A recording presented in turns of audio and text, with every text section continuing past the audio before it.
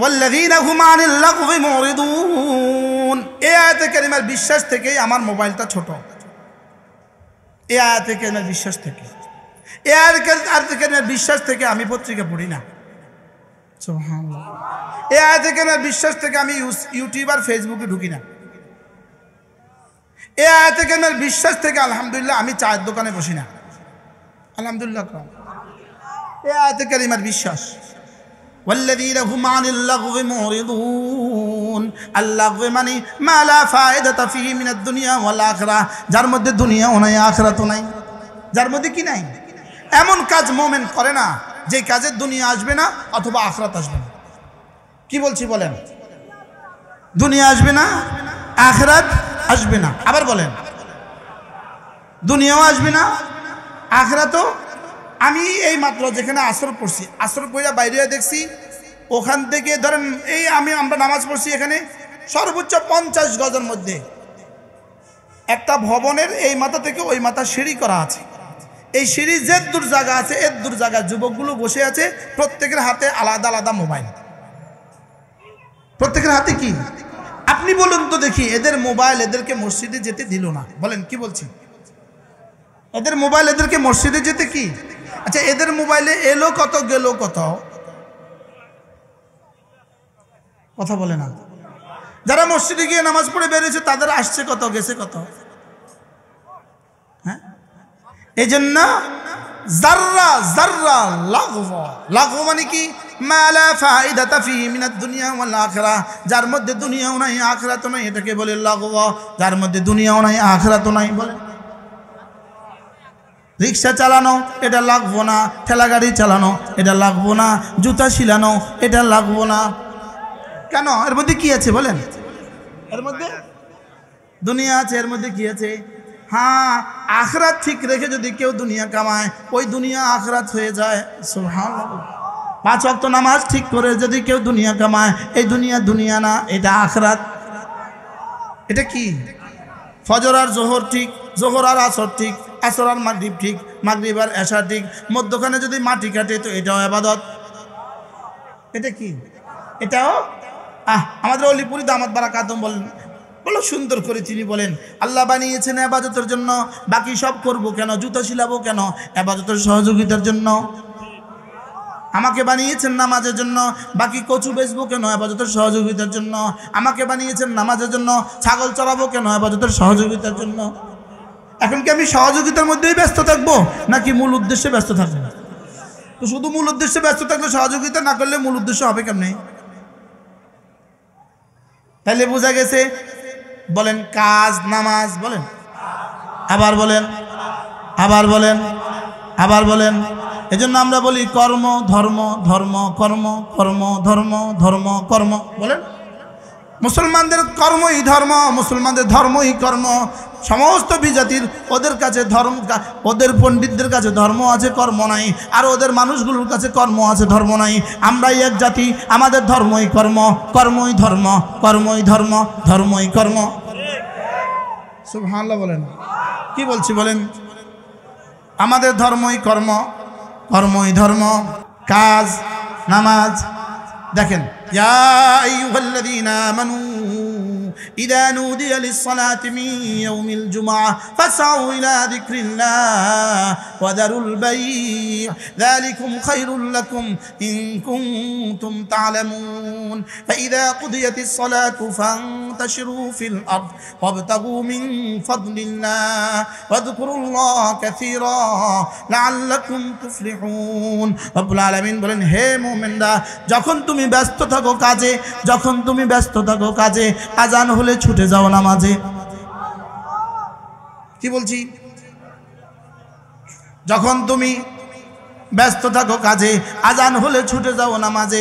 ওয়াদারুল by', ছেড়ে দাও হাতের কাজ, ছেড়ে দাও হাতের কাজ, পড়ে নাও নামাজ। যালিকুম খায়রুল লাকুম, এটা তোমাকে দেওয়া তোমার রবের পক্ষ থেকে শ্রেষ্ঠ ফর্মুলা। তাহলে কি পাইলাম? কাজ, নামাজ, কাজ, নামাজ। আবার বলেন, আবার বলেন, কাজ, নামাজ। গরু শুধু খায়, ঘুমায় আর বাচ্চা দেয়। ছাগলে খায়, ঘুমায় আর বাচ্চা দেয়। বেঈমানে খায়, ঘুমায় আর বাচ্চা দেয়। তবে বেঈমানে বাড়তি আরেকটা করে, কাজ করে। গরু আর ছাগল আর কুকুর আর শুয়োর শুধু খায় ঘুমায় বাচ্চাদের, আর কাজ করে না। আর বেঈমান খাবে ঘুমাবে বাচ্চা দিবে আর কাজ করবে, আর মোমেন খাবে ঘুমাবে বাচ্চা দিবে কাজ করবে আর নামাজ পড়বে। কি কি বলছি? এবার বলেন, খাবে ঘুমাবে বাচ্চা দিবে কেন? জানোয়ার হিসাবে, প্রাণী হিসাবে। কাজ করবে কেন? মানুষ হিসাবে। নামাজ পড়বে কেন? মুমিন হিসাবে। সুবহানাল্লাহ বলে না? তাহলে বলেন, আবার বুঝে বলেন, গরু আর ছাগল আর কুকুরে কি করে? আবার বলেন, খায় ঘুমায় বাচ্চা দেয়। এবার হিন্দু কি করে? আর কি করে? নাসারা কি করে? কাজ করে। এবার মুমিন কি করবে? সবক বুঝে গেছে এই ওয়াজ, এই আয়াতের ওয়াজ আমি সর্বপ্রথম শুনছিলাম আশিক আলাই দামাত বারাকাতুহুর কাছ থেকে। আমার দামাত ঘুরে গেছে, কয় কি রে, বলে কি রে। একদিন এদিন ইতিমধ্যে কি বলছে জানেন? একদিন আশিক আলাই সাহেব দামাত বারাকাতুহু, আল্লাহ তার হায়াতের মধ্যে বরকত দান, সুস্থতার জীবন দান করে। বলতেছে কয় হজ নিজে করতে পারে না, যাও আরেকজনকে দিয়ে করে দাও। জাকাত নিজে দিতে পারে না, যাও আরেকজনকে দিয়ে দাও। কোরবানি নিজে করতে পারে না, যাও আরেকজনকে দিয়ে করে দাও। আরে রোজা নিজে রাখতে পারে না, যাও ফিদিয়া দিয়ে দাও। কিন্তু নামাজ কয় না, এটা হবে না। সুবহানাল্লাহ বলে না, এটা কারো দ্বারা হবে না। এটা কি হুজুর আপনি আমার নামাজটা পড়ে দিয়েন, এটা সিস্টেম যদি থাকতো তো জানি কি অবস্থা হইতো। আমাদের সব শিল্পপতি বলতে, হুজুর আমার নামাজটা আপনি পড়ে দিয়েন, 100 টাকা লইছেন। আরে বলতো কি বলতো না বলেন, আজীব না? আচ্ছা এই জানা পয়েন্টটা তো আমরা জানি, কিন্তু হুজুরে কেমনি করলো এটা? কি বলে বলেন, হজ হুজুর আপনি আমারটা করে দিয়েন, হইব না? আরে হবে। রোজা নিজে মজবুর, নিজে অসুস্থ, ভাই তুমি আমারটা রেখে দিও, কালকে 100 টাকা করে যেও। হয়ে গেছে? হয়েছে না? জাকাত ভাই ধরো আমার টাকাটা নাও, তুমি জাকাত দিয়ে দিও। হয়েছে না? নামাজ হুজুর হ্যালো আপনি আমার নামাজটা পড়ে দিয়েন,